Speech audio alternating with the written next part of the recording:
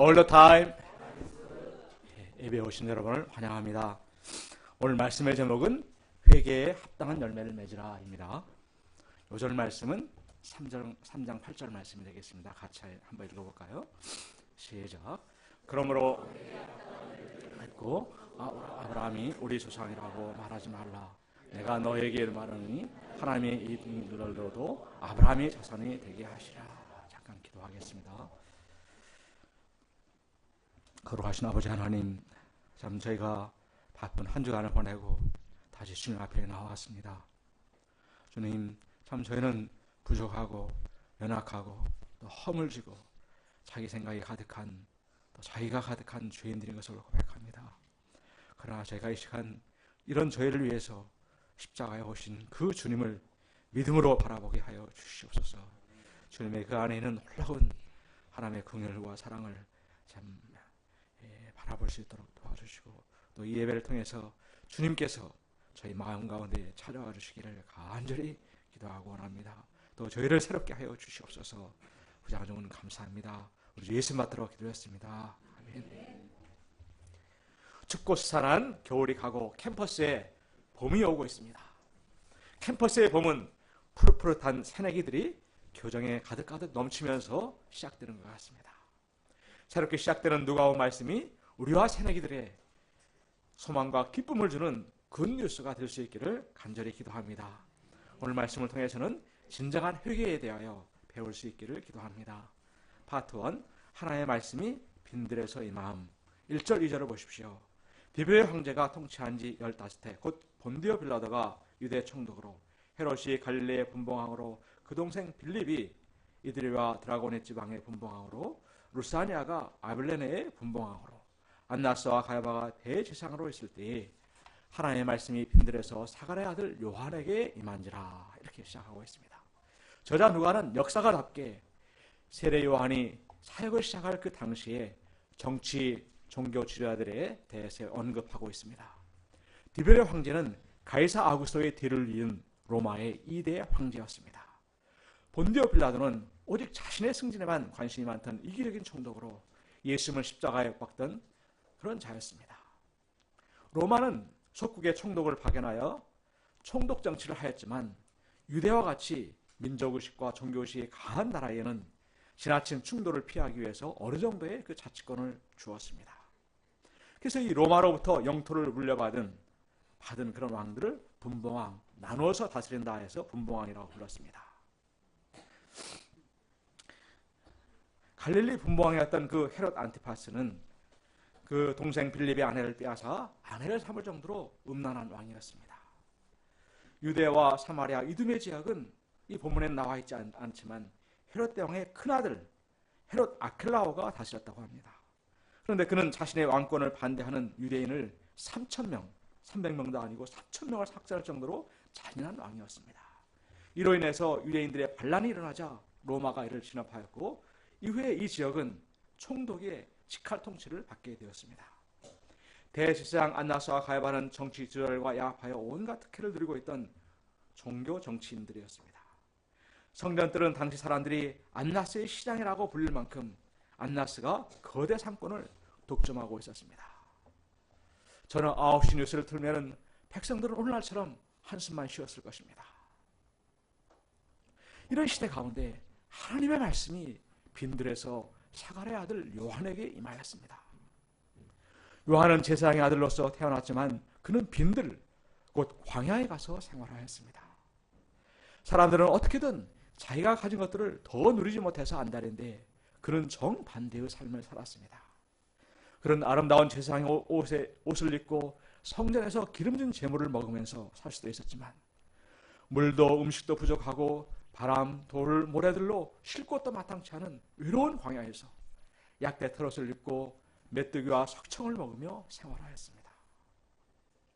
그는 이 세상에서 잘 먹고 잘 살기 위해서 타락한 세상, 불의한 세상과 야합하지 않았습니다. 조금 힘들고 고난이 따르더라도 하나님만을 바라고 광야로 나간 것입니다.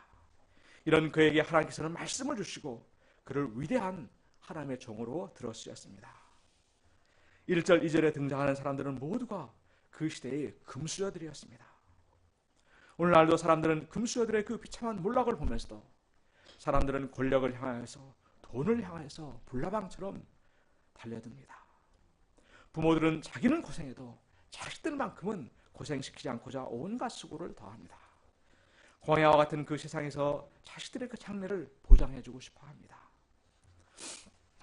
그런데 모든 것이 갖추어진 안락하고 편안한 삶에서는 결코 하나님을 찾지 않게 됩니다.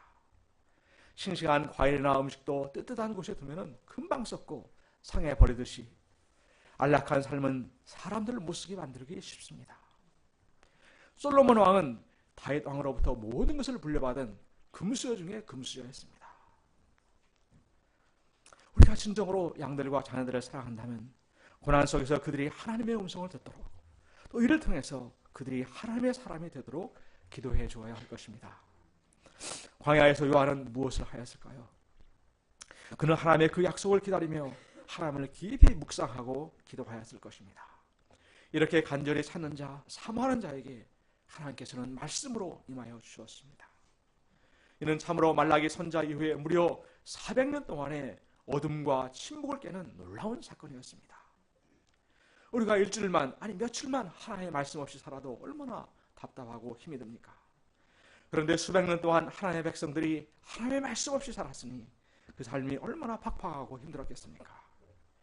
그런데 더 놀라운 것은 하나님께서 그들에게 주신 말씀이 그동안 얼마나 힘들었니?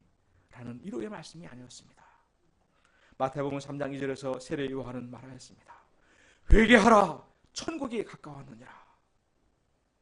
오늘 본문 3절에서도 요한이 요단강 부근 각처에서 와서 죄사함을 받게 하는 회개의 세례를 전파하니라고 되어 있습니다. 하나님께서 그 사랑하는 당신의 백성들에게 원하시는 것은 회개하는 것이었습니다. 사람들은 회개하라는 말에 대개 알레르기 반응을 보입니다. 아니 내가 어때서, 또 나의 인격을 짓밟는다고 생각하고 반발합니다. 당시 이스라엘 백성들은 십계명을 비롯하여 3065가지 세부 규례들을 만들어 놓고 이들을 지키고자 하였습니다. 어려서부터 모세오경을 암송하고 바리새인들은 일주일에 2번씩 금식하며 기도도 열심히 하였습니다. 이런 그들의 삶은 짐승처럼 산다고 생각했던 그 이방인들에 비할 수 없을 만큼 도덕적이고 윤리적인 그런 삶을 살았습니다. 우리도 꼬박꼬박 주일 예배를 드리고 11조도 드리고 또 주님을 섬기며 이것저것도 하기 때문에 세상 사람들에 비해서 또 다른 교인들에 비해 훨씬 더 충성된 삶을 살고 있는데 회개하라니요 라고 반문합니다. 물론 여기 계신 분들은 정말로 다른 분들에 비해서 헌신하는 삶, 훌륭한 삶을 사시는 것이 맞습니다.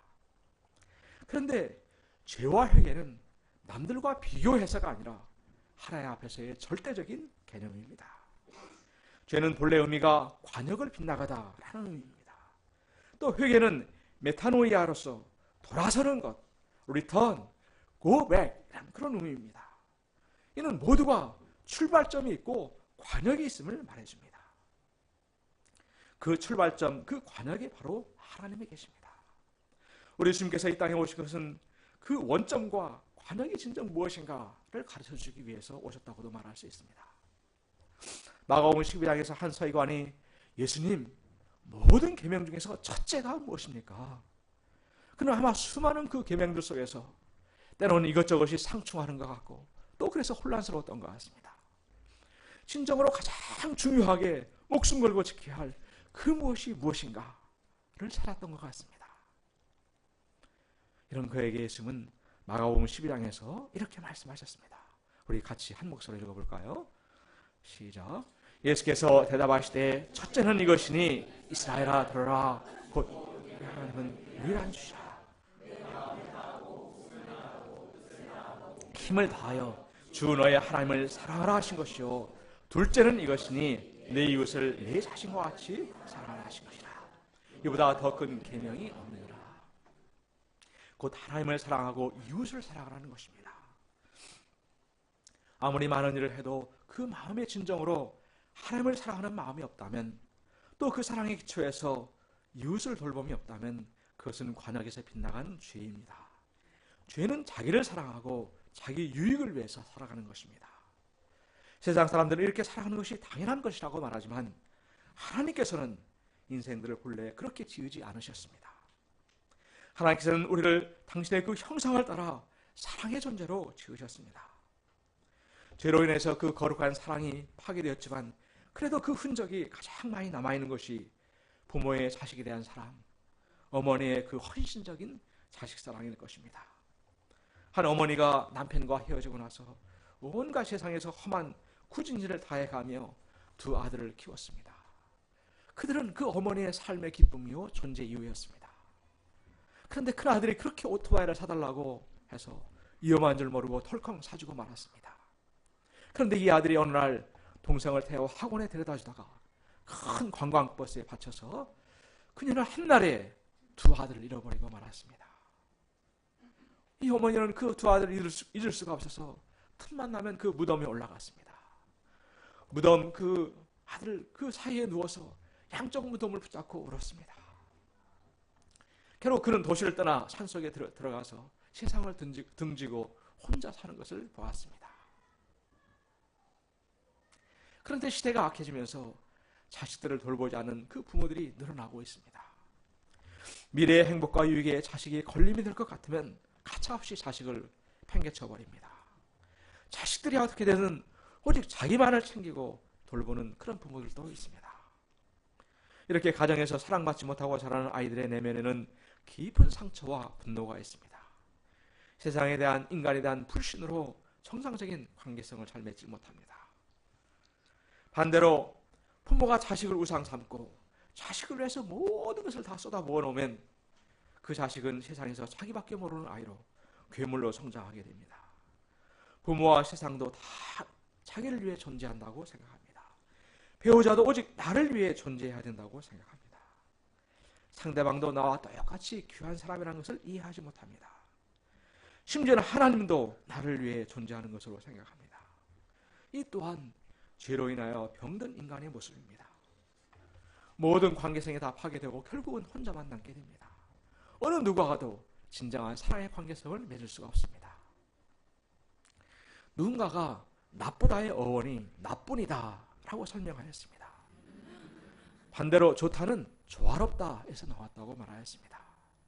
죄는 바로 하나님도 없고 이웃도 없고 오직 나뿐인 것입니다. 이 나라를 온통 혼돈으로 몰아놨던 그 최 아무개시도 그 언니와 함께 강남의 모 교회를 다녔다고 합니다. 그런데 구속되어서도 고함치는 것을 보면 오직 나와 내 새끼들밖에 없는 것을 볼 수가 있습니다.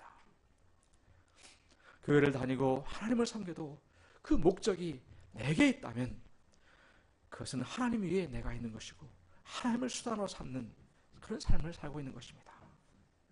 걔는 3655가지 그 중에서 한두 가지를 더해서 3066가지, 3067가지를 하는 것이 아니라 근본적인 삶의 방향 전환입니다. 나를 지으시고 나를 위해서 그 생명도 아끼지 않으시고 그 하나님의 사랑을 깨닫고 나에게서 하나님으로, 세상에서 하나님으로의 방향 전환입니다. 삶의 인생의 방향과 목적이 바뀌는 것입니다.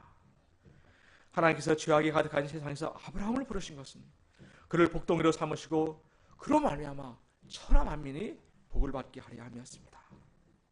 그는 25년 만에 아들 이삭을 얻었습니다. 그런데 하나님께서는 이 아들을 번제로 바치라고 말씀하셨습니다. 하나님이냐 자식이냐, 나보다 하나님을 더 사랑하는가 아니면 나를 더 사랑하는가의 시험이었습니다. 아브라함이 순종하여 이삭을 드리고자 했을 때 하나님께서 친히 그를 막으셨습니다. 그리고 그 아이에게 내 손을 대지 말라, 그에게 아무 일도 하지 말라, 내가 네 아들 네 독자까지도 내게 아끼지 아니하였으니 내가 이제야 내가 하나님을 경외하는 줄 아노라 하셨습니다. 이스라엘 백성들이 애굽의 그 비참한 노예에서 하나님께서 그들을 건져내신 것도 그들만 잘 먹고 잘 살게 하기 위함이 아니었습니다. 그들이 하나님을 잘 섬김으로 하나님의 은혜와 축복을 받고 누리며 제사장 나라 거룩한 백성이 되기 위함이었습니다. 하나님을 사랑하고 이웃을 사랑하는 백성이 되기를 원하신 것입니다. 그러나 그들은 축복으로 받은 가나안 땅, 젖과 꿀이 흐르는 땅에서 하나님의 그 크신 은혜와 사랑을 잊어버렸습니다. 오직 그 땅에서 잘 먹고 잘 살고 잘 즐기는 데 소망이 있었습니다. 그들이 이기적으로 안으로 오그라질 때 온갖 우상을 섬기며 타락해 갔습니다. 세상 나라답게 또 백성답게 살라고 주신 그 율법도 빈 껍데기만 남았습니다. 하나님께서 수많은 종들 선자들을 줄기차게 보내셔서 돌아오라 외치셨습니다. 그러나 그들은 오히려 그 선자들을 가두고 핍박하였습니다. 하나님께서는 이사야서 1장에서 이렇게 한탄하셨습니다. 소는 그 인자를 알고 나귀는 그 주인의 구유를 알건만은 이스라엘은 알지 못하고 나의 백성은 깨닫지 못하는도다 하셨도다. 구약의 마지막 책인 말라기서 1장 2절에서는 내가 너희를 사랑하노라 하나 너희는 이르기를 주께서 어떻게 우리를 사랑하셨나이까 이렇게 반문하는 것으로 끝나고 있습니다. 이런 그들에게 하나님께서는 하나뿐인 아들인 예수님을 그들의 구원을 위해 보내어 주셨습니다. 이는 죄악된 그들을 위해서 하나님의 그 모든 것을 다 쏟아부으신 하나님의 그 놀라운 사랑이었습니다. 이는 하나님의 마지막 카드였습니다. 이 예수님을 영접하지 않으면 그 다음은 없습니다. 예수님이 마지막이요 그 후에는 심판밖에 없습니다. 세례요한은 이 예수님을 보라 세상죄를 지고 가는 하나님의 어린 양이로다 라고 증거하였습니다. 세상에서 가장 억울한 것이 내가 하지 않은 일을 뒤집어 쓰는 것입니다. 그런데 예수님은 당신이 하지 않은 그 인생들의 죄, 미움과 시기, 정욕과 이기심의 그 더럽고 추한 모든 죄들을 혼자 뒤집어 쓰였습니다. 우리는 청문회에 불려나온 분들이 하나같이 모른다, 내 탓 아니다, 이건 모함이다 발뺌하는 걸 보았습니다. 그런데 우리 주님은 마치 도살장에 끌려가는 어린 양처럼 잠잠하셨습니다. 십자가의 그 고통과 죽음의 길을 가셨습니다. 우리들의 죄의 속량을 위한 희생제물로 물과 피를 다 쏟으시고 양과 같이 죽어가셨습니다. 따라서 세례 요한이 회개하라 그 음성은 죄를 찾아서 감옥에 넣기 위하여 자백을 강요하는 그 검사의 음성이 아닙니다. 나의 인격을 짓밟고 무시하는 말이 아닙니다. 하나님을 떠나서 지옥과도 같은 삶을 사는 우리를 건져내셔서 진정으로 하나님 나라 천국으로 인도하기 위한 초청의 음성인 것입니다. 예수님도 마가복음에서 그 첫 메시지가 내가 찾고 하나님 나라가 가까웠으니 회개하고 복음을 믿으라 이셨습니다. 천국은 남태평양 폴리네시아나 히말라야 산속에 있다는 그 샹글리라 천국 마을에 있는 것이 아니라 나의 비참한 실상 죄인된 참모습을 발견하고 십자가의 주님을 나의 주님으로 영접할 때 우리의 심령 가운데 이루어집니다. 주님 안에서 새롭게 다시 태어나게 됩니다. 그럴 때 모든 염려와 불안과 속박에서 벗어나서 참다운 자유와 하늘의 평안과 기쁨을 맛보게 됩니다. 이웃과 참으로 하나 되는 진정한 행복한 삶을 살게 됩니다. 우연히 은혜 갚은 부엉이라는 그 제목의 기사를 발견하여 소개하고자 합니다. 원문은 영어로 되었는데 번역된 한글입니다. 저는 남아프리카에 살고 있습니다. 4년 전에 농장에 나타난 부엉이와 친구가 되었네요. 부엉이는 부상을 입은 상태였고 좋아질 때까지 몇 달 동안 돌봐 주었습니다. 그런데 이 기간 동안에 부엉이를 돌보는 연구실로 키우던 늙은 고양이가 들어왔네요. 다른 고양이들은 못 들어오게 했지만 이 녀석은 허락했습니다. 태어나서 한 번도 새나 쥐를 잡은 적도 없고 부엉이들에게 전혀 해를 끼치지 않는 또 무관심한 녀석이었으니까요. 부엉이도 고양이 녀석과 점점 익숙해져가며 손에 놓인 고기를 같이 받아먹기도 했습니다. 녀석이 다 나와 풀어주었는데도 부엉이는 낮에는 집에 들어와 잠을 자고 밤에는 자유롭게 사냥을 나갔습니다. 이 당시 다른 부상을 입은 어린 올빼미를 돌봐주고 있었는데 이 녀석이 이 올빼미를 양자로 삼더니 먹이를 가져다 줍니다. 하루 저녁에 2마리 정도의 쥐를 규칙적으로 가져다 주었죠. 하룻밤은 부엉이가 쥐를 물고 연구실로 들어왔지요. 다친 올빼미에게 갖다 주겠거니 생각했는데 놀랍게도 소파에 앉아있던 고양이로 날아가더니 쥐를 주려고 하는 거예요. 이렇게 됐습니다.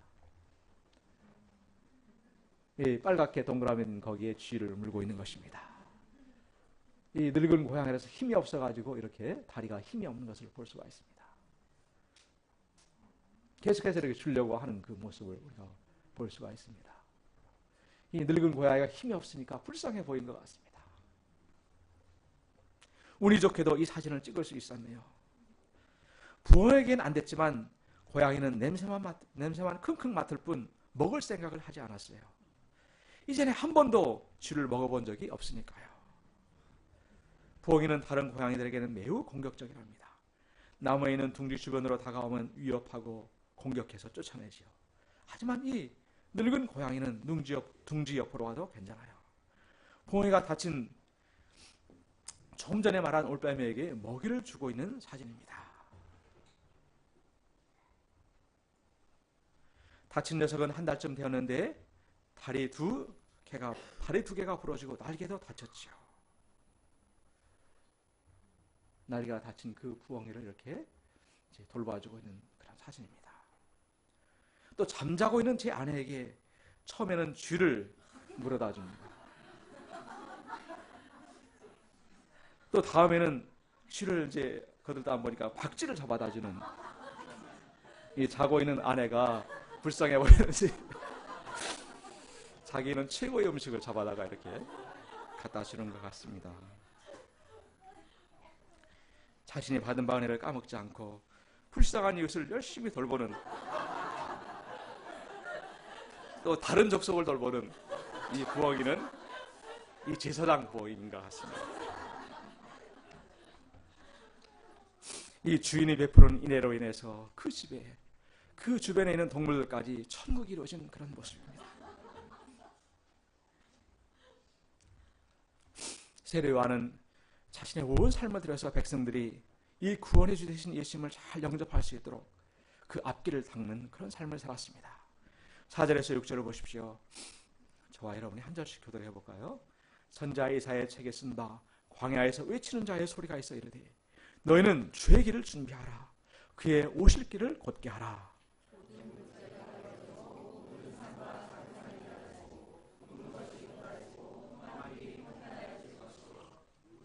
모든 육체가 하나님의 구원하심을 보리라 함과 같으니라. 고대에는 왕이 행차할 때에 사자가 미리 앞서가서 앞길을 평탄하게 닦았습니다. 이처럼 세례 요한은 구원의 왕으로 오신 예수님을 백성들이 잘 영접할 수 있도록 그 길을 준비하는 일을 하였습니다. 골짜기, 산, 굽은 것, 험한 길은 은유적인 표현으로, 골짜기는 상처와 열등감으로 깊이 파인 마음입니다. 산은 높이 솟은 교만한 마음입니다. 굽은 것은 무슨 말을 해도 삐딱하게 받아들이는 꼬인 마음, 삐뚤어진 마음입니다. 험한 길은 울퉁불퉁 거친 마음입니다. 이런 마음에 우리 주님께서 오실 수가 없습니다. 목자들이 열심히 말씀과 섬김과 인내로 주의 사랑을 전할 때 그 마음이 메꿔지고 낮아지고 반듯해지고 부드러워지게 됩니다.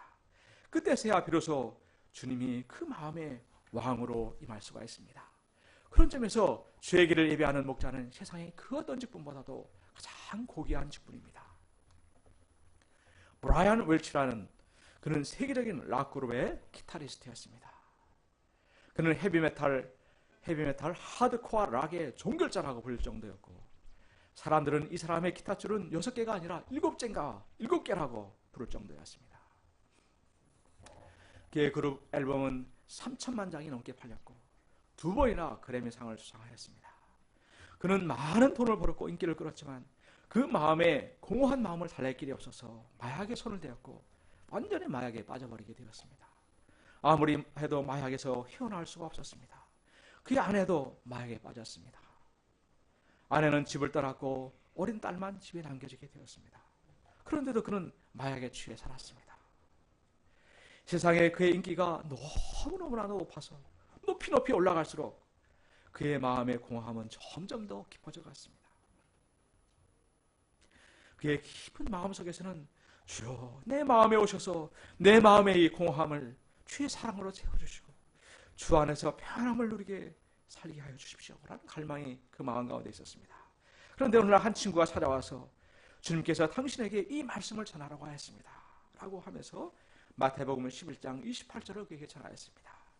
수고하고 무거운 짐진 자들아 다 내게로 오라. 내가 너희를 쉬게 하리라. 그에게 이 음성은 쾅 하고 가슴을 치는 것처럼 들려왔습니다. 그때까지 쾌락을 위해서 모든 것을 다 해봤지만 남는 것은 공허함뿐이었습니다. 많은 돈과 인기를 얻었지만 제 마음에 무거운 점은 없어지지 않았고 가슴에 난 구멍은 결코 메꾸어지지 않았습니다. 그런데 그 성경 말씀이 제 마음이 강력하게 부딪혀 왔습니다. 그때로부터 그런 교회를 다니게 되었는데 마약은 끊지를 못했습니다. 그래서 그는 주님, 이 마약을 제발 제게서 거두어 주십시오. 제발 마약을 끊게 하여 주십시오. 기도하다가 성령님의 인재로 그는 살아계신 주님을 만나게 되었고 마약을 끊게 되었습니다. 갑자기 천국으로부터 내려오는 크나큰 아버지의 사랑을 느꼈어요. 그건 마치 나는 너를 비난하지 않는다, 나는 너를 사랑한다 라고 말하는 것 같았어요. 저는 다음날 바로 마약을 내다 버렸습니다. 그리고 락그룹을 그만두었습니다. 그가 잘 나가는 락그룹을 포기하니까 팬들의 비난이 쏟아졌습니다. 그러나 그는 비난에 두려워하지 아니하고 담대히 예수님을 전하였습니다. 그는 자신과 I am second 문구가 적힌 큰 광고판을 도로변에 설치하였습니다. 그가 바뀐 후에 자기 삶을 주님께 내어드린 그 비누자와 그 달라진 얼굴 표정을 볼 수가 있습니다. 이후에 Save me from myself라는 음반을 내기도 하였습니다. 여기는 I felt like Jesus came in and put his arms around me. I felt like I was at home for the first time. 이렇게 말하고 있습니다. 나는 주님이 내 안에 들어와서 그 팔을 나를 둘러싸는 것을 느꼈습니다. 그때 나는 처음으로 내가 집에 있는 것과 같은 그런 감정을 느꼈습니다. 그런 뜻이었습니다. 파트 2, 회개에 합당한 열매를 맺으라. 7절에서 9절을 보십시오. 우리 저와 여러분이 교독해 보시겠습니다. 제가 먼저 읽겠습니다. 요한의 세례 받으러 나오는 무리에게 이르되 독사의 자식들아, 누가 너에게 일러 장차올 진노를 피하라 하더냐.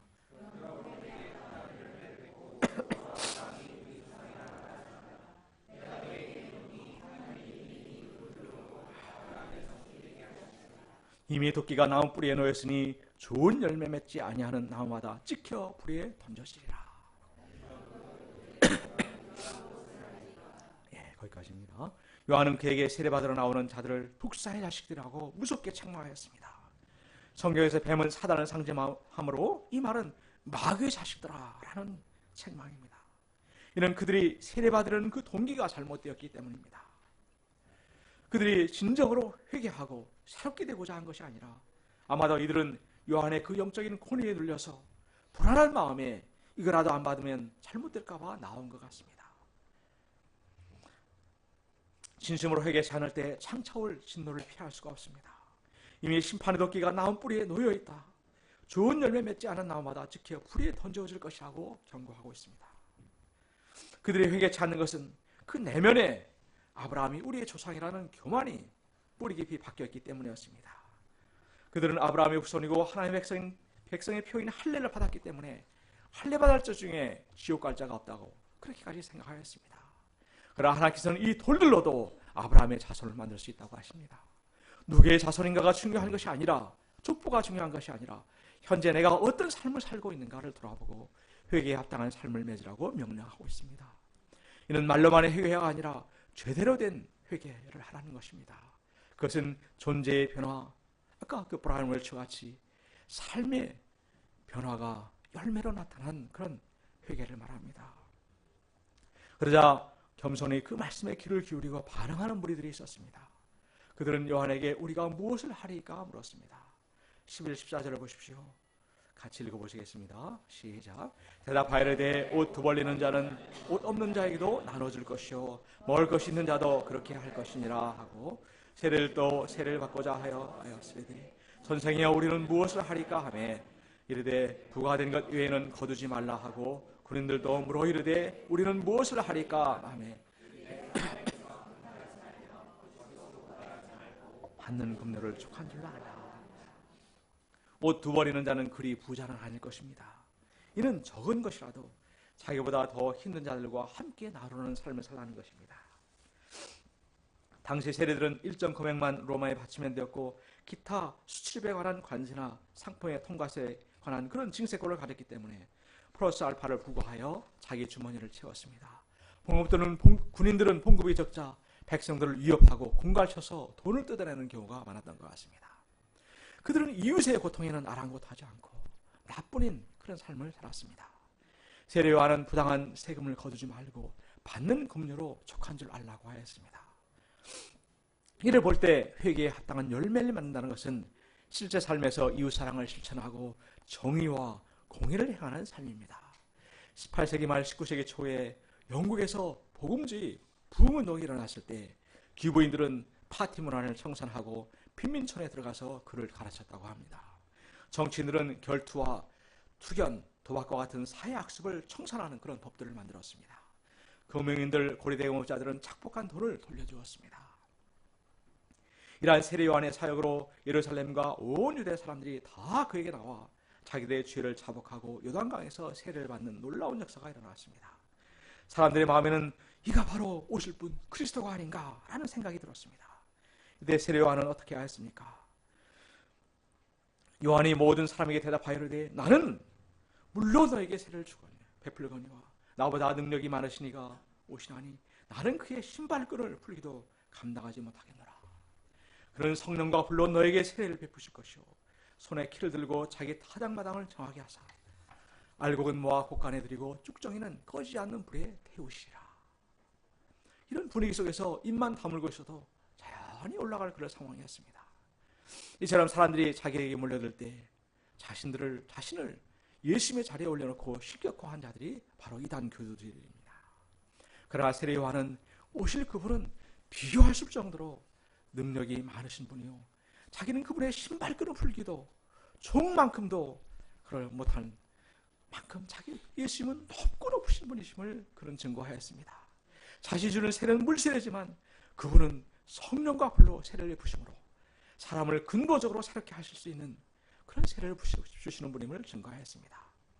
또 알곡과 쭉정이를 분리하여 그 심판하신다는 것은 알곡은 부족해도 주님을 사랑하고 주님을 위해 살고자 하는 자들을 말합니다.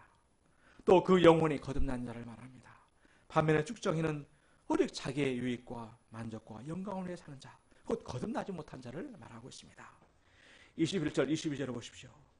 백성이 다 세례를 받을세 예수도 세례를 받으시고 기도하실 때에 하늘이 열리며 성령이 비둘기와 같이 된 형체로 그 위에 강림하시더니 하늘로부터 소리가 나기를 너는 내 사랑하는 아들이라 내가 너를 기뻐하노라 하시니라. 예수님도 요한에게 나와 요단강에서 세례를 받으셨습니다. 예수님은 아무 죄도 없으시지만 겸손히 요한의 그 사역을 이어받아 하나님의 그 역사를 시작하고자 하신 것입니다. 예수님이 세례 받으시고 기도하실 때 하늘이 열리고 성령이 비둘기와 같은 형체로 그 위에 강림하셨습니다. 하늘이 열렸다는 것은 새로운 메시아의 시대, 성령 시대, 천국의 복음 전파 시대가 열린 것을 말합니다. 성령이 비둘기같이 임하셨다는 것은 예수님의 성품과 그 성령의 능력으로 행하실 사역이 어떤 것인지를 잘 보여줍니다. 예수님은 참으로 겸손하시고 자비로우시면서 순결하신 분이십니다. 또한 그의 사역도 한없이 평화롭고 은혜로운 사역입니다. 또 그때 하늘로부터 소리가 났는데 너는 내 사랑하는 아들이라 내가 너를 기뻐하노라. 성부 하나님께서 예수님이 누구신가를 친히 선포하셨습니다. 예수님은 하나님의 사랑하는 아들이십니다. 이 예수님을 하나님은 기뻐하셨습니다. 이는 예수님께서 하나님의 그 뜻을 이루고자 하늘 영광을 버리시고 자기를 비워 종의 형체를 가지고 이 땅에 내려오셨기 때문입니다. 인류 구원을 이루기 위하여 그 험한 십자가에 고난의 길을 가는 그 길을 시작하셨기 때문입니다. 우리가 예수님을 본받아서 양들을 섬기는 그 고난의 길을 갈 때 하나님께서는 내가 너를 기뻐하노라 말씀하십니다. 만물이 약동하는 이 봄에 저희 한 사람 한 사람이 진정으로 회개함으로 삶으로 하나님께 영광 돌리는 그런 삶을 살 수 있기를 간절히 기도합니다. 우리 여절 말씀 읽고 기도하고 마치겠습니다. 시작.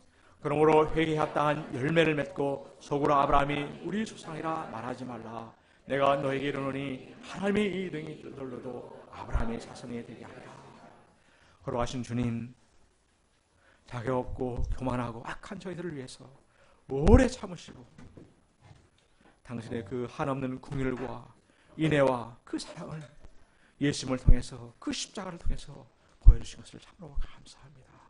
제가 이 예수님의 그 사랑 앞에 무릎을 꿇게 하시고 그 사랑이 저희 마음에 차고 넘쳐서 이웃을 돌보고 섬기는 그 인애의 삶을 살 수 있도록 도와주기를 간절히 기도합니다. 부장님 오늘 감사하며 우리 예수 받들어 기도했습니다.